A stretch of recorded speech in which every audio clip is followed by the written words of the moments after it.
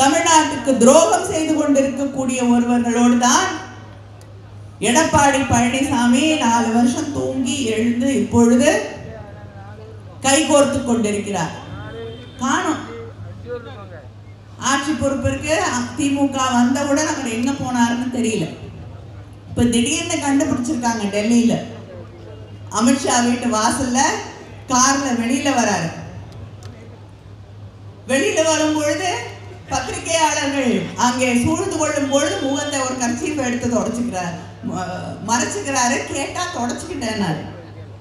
யாரை பார்த்து அப்படி வேர்த்தது? திடீர்னு உள்ள இருக்கவங்களை பார்த்து வேர்த்ததா, வெளியில இருக்க பத்திரிகையாளர்களை பார்த்து வேர்த்ததா தெரியவில்லை. எதுவா இருந்தாலும் இன்னைக்கு அதிமுக அலுவலகத்தையே டெல்லிக்கு மாத்திட்டாங்க. இப்ப அதிமுக அலுவலகம் எங்கன்னு கேட்டீங்கன்னா திரு அமித்ஷா அவர்களுடைய வீடு தான் அதிமுகவுடைய தலைமை அலுவலகம். யாரோட யாருக்கு சண்டையா இருந்தாலும் எந்த பஞ்சாயத்தா இருந்தாலும் அங்கதான் போய் தீர்க்கணும். இங்க யாரும் யாரோடையும் பேச முடியாது, பேசிக்க மாட்டாங்க. திருமதி கனிமொழி அவர்கள் பேசுறாங்க. அதிமுக கட்சியுடைய அலுவலகம் டெல்லியில் இருக்கிற மரியாதைக்குரிய உள்துறை அமைச்சர் வீட்டில் இருக்குதான். அந்த அம்மா கனவு கண்டது என்னமோ தெரியல. திருமதி கனிமொழி அவர்களே, அதிமுக அலுவலகம் சென்னையில் தான் இருக்குது. வந்து வேணாலும் வந்து பாருங்க.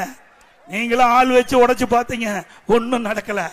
ஆள் வச்சு அதிமுக கட்டடத்தை நொறுக்கி பார்த்தீங்க, நொறுக்க முடியல.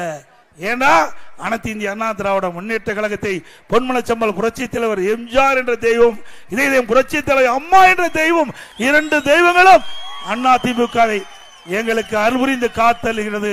நீங்க எவ்வளவோ முயற்சி செஞ்சீங்க, அதிமுக உடைக்க சதி செஞ்சீங்க, அதிமுக பிளக்க சதி செஞ்சீங்க.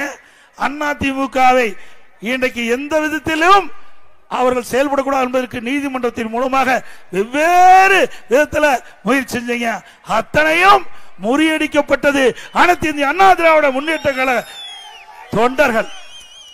இது தொண்டர்களால் நிறைந்த கட்சி. ஆகவே இது உழைப்பால் உயர்ந்த கட்சி. ஆகவே திரு ஸ்டாலின் அவர்களே, நீங்கள் எத்தனை அவதாரம் எடுத்து வந்தாலும் அதிமுகவை அசைக்கவோ ஆட்டவோ முடியாது. அத்தனை தொண்டனும் அனைத்து இந்திய அண்ணா திராவிட முன்னேற்ற கழகத்தை தாங்கி பிடித்துக் கொண்டிருக்கின்றார். எத்தனையோ பேரை கொம்பு சிவி கொண்டிருக்கின்றீர்கள். ஆகவே நீங்கள் எத்தனையோ வழியை பின்பற்றிக் கொண்டிருக்கின்றீர்கள்.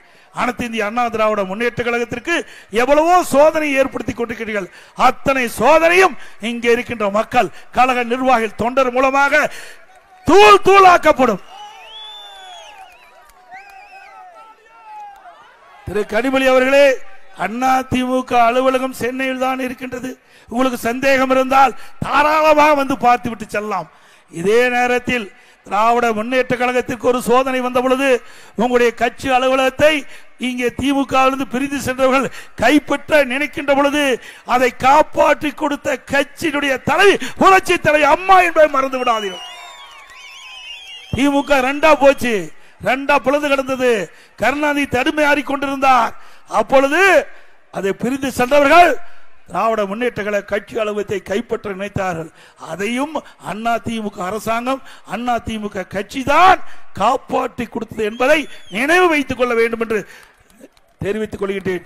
எப்பொழுதும் அனைத்து இந்திய அண்ணா திராவிட முன்னேற்ற கழகம் மற்றவருக்கு உதவி செய்துதான் பழக்கம். மற்றவருக்கு உதவி செய்துதான் பழக்கம். மக்களுக்கு இருந்தாலும் சரி, மற்ற கட்சிக்கு இருந்தாலும் சரி. ஆனா திமுக எப்பொழுதுமே மக்களுக்கும் உதவி செய்து கிடையாது, தங்களோடு இருக்கின்ற கட்சிக்கும் உதவி செய்ய, கூட்டணி கட்சிக்கும் உதவி செய்த வரலாறு கிடையாது.